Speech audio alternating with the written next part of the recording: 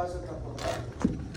La línea que es parasternar, oigan bien, todas están la línea parasternar, pero esto es la línea clavicular media. Hay dos, están en el segundo espacio transportable y esa es dos, el quinto espacio transportable. La única que está ahí, la válvula aórtica, esa es la pulmonar, esa es el tricúspide, eso es el mitral, empieza con la M de mama.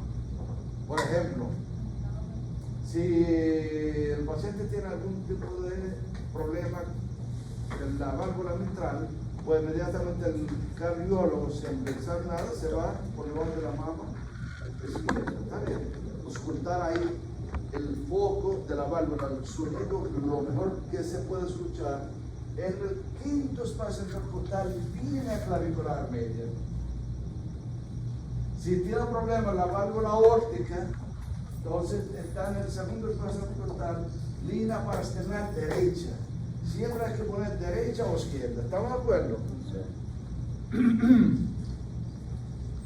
Pues nosotros vamos a dar más detalle en la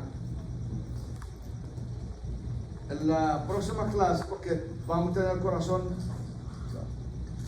abierto y vamos a ver exactamente, leer igualito como la radiografía y vamos a ver todas las arterias que salen por ahí. ¿Estamos de acuerdo? Uf. Es enough for today. Será todo por hoy. Por favor, ponga la luz. Señores, el primer parcial, nada más.